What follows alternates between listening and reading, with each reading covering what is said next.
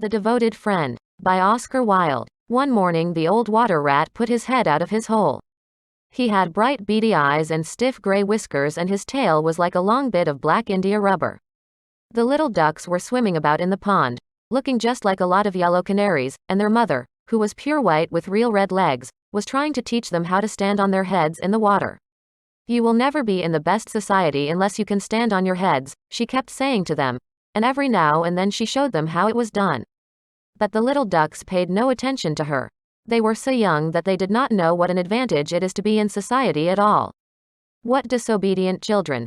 cried the old water rat. "They really deserve to be drowned." "Nothing of the kind," answered the duck. "Everyone must make a beginning, and parents cannot be too patient." "Ah, I know nothing about the feelings of parents," said the water rat. "I am not a family man. In fact, I have never been married, and I never intend to be. Love is all very well in its way, but friendship is much higher. Indeed, I know of nothing in the world that is either nobler or rarer than a devoted friendship." "And what, pray, is your idea of the duties of a devoted friend?" asked a green linnet, who was sitting in a willow tree hard by, and had overheard the conversation. "Yes, that is just what I want to know," said the duck, and she swam away to the end of the pond, and stood upon her head, in order to give her children a good example. "What a silly question!" cried the water rat. "I should expect my devoted friend to be devoted to me, of course." "And what would you do in return?" said the little bird, swinging upon a silver spray, and flapping his tiny wings. "I don't understand you," answered the water rat. "Let me tell you a story on the subject," said the linnet. "Is the story about me?" asked the water rat. "If so, I will listen to it, for I am extremely fond of fiction." "It is applicable to you," answered the linnet, and he flew down, and alighting upon the bank, he told the story of the devoted friend. "Once upon a time," said the linnet, "there was an honest little fellow named Hans." "Was he very distinguished?" asked the water rat. "No," answered the linnet, "I don't think he was distinguished at all, except for his kind heart, and his funny round good-humored face. He lived in a tiny cottage all by himself, and every day he worked in his garden. In all the countryside there was no garden so lovely as his. Sweet William grew there, and gilly flowers, and shepherd's purses, and fair maids of France. There were damask roses, and yellow roses, lilac crocuses, and gold, purple violets and white columbine and ladysmith, marjoram and wild basil, the cowslip and the flower de luce, the daffodil and the clove pink bloomed or blossomed in their proper order as the months went by, one flower taking another flower's place, so that there were always beautiful things to look at, and pleasant odors to smell. Little Hans had a great many friends, but the most devoted friend of all was Big Hugh the miller. Indeed, so devoted was the rich miller to little Hans, that he would never go by his garden without leaning over the wall and plucking a large nosegay, or a handful of sweet herbs, or filling his pockets with plums and cherries if it was the fruit season. Real friends should have everything in common, the miller used to say, and little Hans nodded and smiled, and felt very proud of having a friend with such noble ideas. Sometimes, indeed, the neighbors thought it strange that the rich miller never gave little Hans anything in return, though he had 100 sacks of flour stored away in his mill, and 6 milch cows, and a large flock of woolly sheep. But Hans never troubled his head about these things, and nothing gave him greater pleasure than to listen to all the wonderful things the miller used to say about the unselfishness of true friendship. So little Hans worked away in his garden. During the spring, the summer, and the autumn he was very happy. But when the winter came, and he had no fruit or flowers to bring to the market, he suffered a good deal from cold and hunger, and often had to go to bed without any supper but a few dried pears or some hard nuts. In the winter, also, he was extremely lonely, as the miller never came to see him then. "There is no good in my going to see little Hans as long as the snow lasts," the miller used to say to his wife, "for when people are in trouble they should be left alone, and not be bothered by visitors. That at least is my idea about friendship, and I am sure I am right. So I shall wait till the spring comes, and then I shall pay him a visit, and he will be able to give me a large basket of primroses, and that will make him so happy." "You are certainly very thoughtful about others," answered the wife, as she sat in her comfortable armchair by the big pinewood fire, "very thoughtful indeed. It is quite a treat to hear you talk about friendship. I am sure the clergyman himself could not say such beautiful things as you do, though he does live in a 3-storied house, and wear a gold ring on his little finger." "But could we not ask little Hans up here?" said the miller's youngest son. "If poor Hans is in trouble I will give him half my porridge, and show him my white rabbits." "What a silly boy you are!" cried the miller. I really don't know what is the use of sending you to school. You seem not to learn anything. Why, if little Hans came up here, and saw our warm fire, and our good supper, and our great cask of red wine, he might get envious, and envy is a most terrible thing, and would spoil anybody's nature. I certainly will not allow Hans' nature to be spoiled. I am his best friend, and I will always watch over him, and see that he is not led into any temptations. Besides, if Hans came here, he might ask me to let him have some flour on credit, and that I could not do. Flour is one thing, and friendship is another, and they should not be confused. Why, the words are spelt differently, and mean quite different things. Everybody can see that. How well you talk, said the miller's wife, pouring herself out a large glass of warm ale. Really, I feel quite drowsy. It is just like being in church. Lots of people act well, answered the miller. But very few people talk well, which shows that talking is much the more difficult thing of the two, and much the finer thing also. And he looked sternly across the table at his little son, who felt so ashamed of himself that he hung his head down, and grew quite scarlet, and began to cry into his tea. However, he was so young that you must excuse him. Is that the end of the story? Asked the water rat. Certainly not, answered the linnet, that is the beginning. Then you were quite behind the age, said the water rat. Every good storyteller nowadays starts with the end, and then goes on to the beginning, and concludes with the middle. That is the new method. I heard all about it the other day from a critic who was walking round the pond with a young man. He spoke of the matter at great length, and I am sure he must have been right, for he had blue spectacles and a bald head, and whenever the young man made any remark, he always answered, "Pooh." But pray go on with your story. I liked the miller immensely. I have all kinds of beautiful sentiments myself, so there is a great sympathy between us. Well, said the linnet, hopping now on one leg and now on the other, as soon as the winter was over, and the primroses began to open their pale yellow stars, the miller said to his wife that he would go down and see little Hans. Why, what a good heart you have, cried his wife. You are always thinking of others. And mind you take the big basket with you for the flowers. So the miller tied the sails of the windmill together with a strong iron chain, and went down the hill with the basket on his arm. Good morning, little Hans, said the miller. Good morning, said Hans, leaning on his spade, and smiling from ear to ear. And how have you been all the winter? Said the miller. Well, really, cried Hans, it is very good of you to ask, very good indeed. I am afraid I had rather a hard time of it, but now the spring has come, and I am quite happy, and all my flowers are doing well. We often talked of you during the winter, Hans, said the miller, and wondered how you were getting on. That was kind of you, said Hans. I was half afraid you had forgotten me. Hans, I am surprised at you, said the miller. Friendship never forgets. That is the wonderful thing about it, but I am afraid you don't understand the poetry of life. How lovely your primroses are looking, by the by. They are certainly very lovely, said Hans, and it is a most lucky thing for me that I have so many. I am going to bring them into the market and sell them to the burgomaster's daughter, and buy back my wheelbarrow with the money. Buy back your wheelbarrow? You don't mean to say you have sold it? What a very stupid thing to do. Well, the fact is, said Hans, that I was obliged to. You see, the winter was a very bad time for me, and I really had no money at all to buy bread with.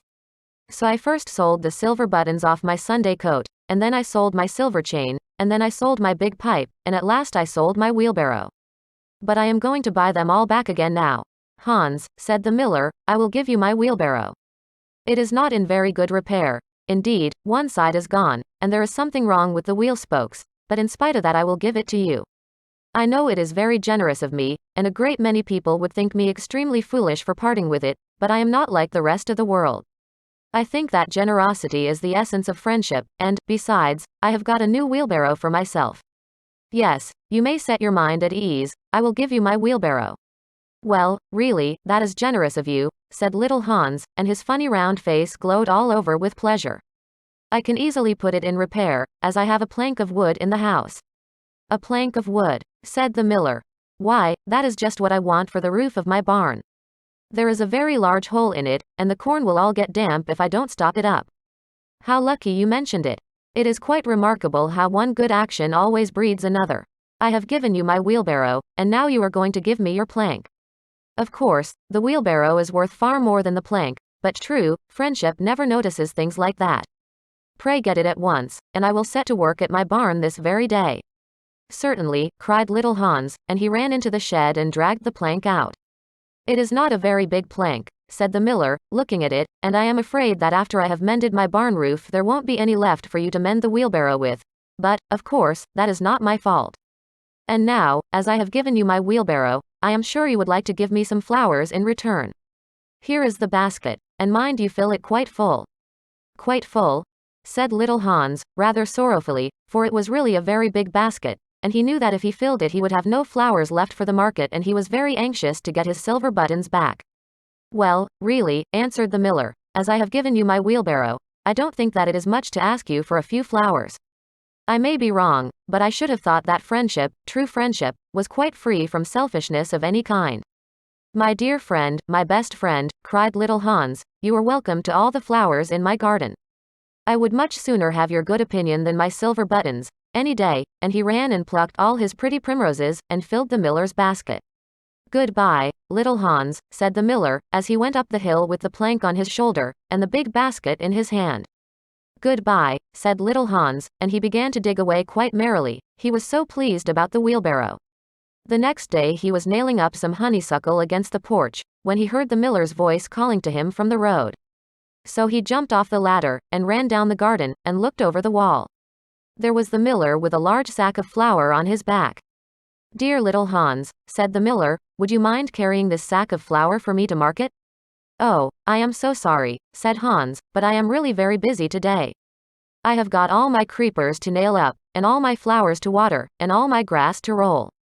Well, really, said the miller, I think that, considering that I am going to give you my wheelbarrow, it is rather unfriendly of you to refuse. Oh, don't say that, cried little Hans, I wouldn't be unfriendly for the whole world, and he ran in for his cap, and trudged off with the big sack on his shoulders.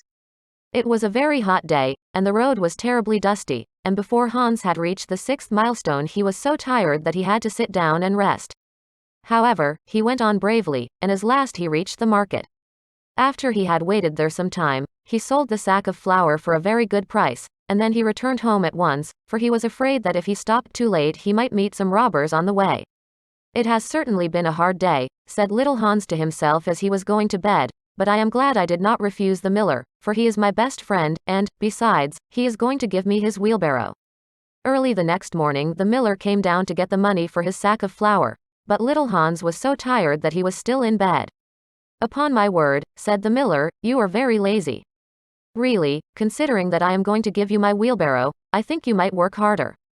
Idleness is a great sin, and I certainly don't like any of my friends to be idle or sluggish. You must not mind my speaking quite plainly to you. Of course I should not dream of doing so if I were not your friend. But what is the good of friendship if one cannot say exactly what one means? Anybody can say charming things and try to please and to flatter, but a true friend always says unpleasant things, and does not mind giving pain. Indeed, if he is a really true friend he prefers it, for he knows that then he is doing good. I am very sorry, said little Hans, rubbing his eyes and pulling off his nightcap, but I was so tired that I thought I would lie in bed for a little time, and listen to the birds singing. Do you know that I always work better after hearing the birds sing? Well, I am glad of that, said the miller, clapping little Hans on the back, for I want you to come up to the mill as soon as you are dressed, and mend my barn roof for me. Poor little Hans was very anxious to go and work in his garden, for his flowers had not been watered for 2 days, but he did not like to refuse the miller, as he was such a good friend to him. Do you think it would be unfriendly of me if I said I was busy? He inquired in a shy and timid voice. Well, really, answered the miller, I do not think it is much to ask of you, considering that I am going to give you my wheelbarrow. But of course if you refuse I will go and do it myself. Oh, on no account, cried little Hans, and he jumped out of bed, and dressed himself, and went up to the barn. He worked there all day long, till sunset, and at sunset the miller came to see how he was getting on. Have you mended the hole in the roof yet, little Hans? Cried the miller in a cheery voice. It is quite mended, answered little Hans, coming down the ladder. Ah, said the miller, there is no work so delightful as the work one does for others. It is certainly a great privilege to hear you talk, answered little Hans, sitting down, and wiping his forehead, a very great privilege. But I am afraid I shall never have such beautiful ideas as you have. Oh, they will come to you, said the miller, but you must take more pains. At present you have only the practice of friendship, some day you will have the theory also. Do you really think I shall? Asked little Hans. I have no doubt of it, answered the miller, but now that you have mended the roof, you had better go home and rest, for I want you to drive my sheep to the mountain tomorrow. Poor little Hans was afraid to say anything to this, and early the next morning the miller brought his sheep round to the cottage, and Hans started off with them to the mountain. It took him the whole day to get there and back, and when he returned he was so tired that he went off to sleep in his chair, and did not wake up till it was broad daylight. What a delightful time I shall have in my garden, he said, and he went to work at once. But somehow he was never able to look after his flowers at all, for his friend the miller was always coming round and sending him off on long errands, or getting him to help at the mill. Little Hans was very much distressed at times, as he was afraid his flowers would think he had forgotten them, but he consoled himself by the reflection that the miller was his best friend. Besides, he used to say, he is going to give me his wheelbarrow, and that is an act of pure generosity. So little Hans worked away for the miller, and the miller said all kinds of beautiful things about friendship, which Hans took down in a notebook, and used to read over at night, for he was a very good scholar. Now it happened that one evening little Hans was sitting by his fireside when a loud rap came at the door. It was a very wild night, and the wind was blowing and roaring round the house so terribly that at first he thought it was merely the storm. But a second rap came, and then a third, louder than any of the others. It is some poor traveler, said little Hans to himself, and he ran to the door. There stood the miller with a lantern in one hand and a big stick in the other. Dear little Hans, cried the miller, I am in great trouble. My little boy has fallen off a ladder and hurt himself, and I am going for the doctor. But he lives so far away, and it is such a bad night, that it has just occurred to me that it would be much better if you went instead of me. You know I am going to give you my wheelbarrow, and so, it is only fair that you should do something for me in return. Certainly, cried little Hans, I take it quite as a compliment your coming to me, and I will start off at once. But you must lend me your lantern, as the night is so dark that I am afraid I might fall into the ditch. I am very sorry, answered the miller, but it is my new lantern, and it would be a great loss to me if anything happened to it. Well, never mind, I will do without it, cried little Hans, and he took down his great fur coat, and his warm scarlet cap, and tied a muffler round his throat, and started off. What a dreadful storm it was! The night was so black that little Hans could hardly see, and the wind was so strong that he could scarcely stand. However, he was very courageous, and after he had been walking about 3 hours, he arrived at the doctor's house, and knocked at the door. Who is there? Cried the doctor, putting his head out of his bedroom window. Little Hans, doctor. What do you want, little Hans? The miller's son has fallen from a ladder, and has hurt himself, and the miller wants you to come at once. All right, said the doctor, and he ordered his horse, and his big boots, and his lantern, and came downstairs, and rode off in the direction of the miller's house, little Hans trudging behind him. But the storm grew worse and worse, and the rain fell in torrents, and little Hans could not see where he was going, or keep up with the horse. At last he lost his way, and wandered off on the moor, which was a very dangerous place, as it was full of deep holes, and there poor little Hans was drowned. His body was found the next day by some goatherds, floating in a great pool of water, and was brought back by them to the cottage. Everybody went to little Hans' funeral, as he was so popular, and the miller was the chief mourner. As I was his best friend, said the miller, it is only fair that I should have the best place, so he walked at the head of the procession in a long black cloak, and every now and then he wiped his eyes with a big pocket handkerchief. Little Hans is certainly a great loss to everyone, said the blacksmith, when the funeral was over, and they were all seated comfortably in the inn, drinking spiced wine and eating sweet cakes. A great loss to me at any rate, answered the miller. Why, I had as good as given him my wheelbarrow, and now I really don't know what to do with it. It is very much in my way at home, and it is in such bad repair that I could not get anything for it if I sold it. I will certainly take care not to give away anything again. One always suffers for being generous. Well, said the water rat, after a long pause. Well, that is the end, said the linnet. But what became of the miller? Asked the water rat. Oh, I really don't know, replied the linnet, and I am sure that I don't care. It is quite evident then that you have no sympathy in your nature, said the water rat. I am afraid you don't quite see the moral of the story, remarked the linnet. The what? Screamed the water rat. The moral. Do you mean to say that the story has a moral? Certainly, said the linnet. Well, really, said the water rat, in a very angry manner, I think you should have told me that before you began. If you had done so, I certainly would not have listened to you. In fact, I should have said, pooh, like the critic. However, I can say it now, so he shouted out, "Pooh," at the top of his voice, gave a whisk with his tail, and went back into his hole. "And how do you like the water rat?" asked the duck, who came paddling up some minutes afterwards. "He has a great many good points, but for my own part one have a mother's feelings, and I can never look at a confirmed bachelor without the tears coming into my eyes. I am rather afraid that I have annoyed him," answered the linnet. "The fact is, that I told him a story with a moral." "Ah, that is always a very dangerous thing to do," said the duck. "And I quite agree with her.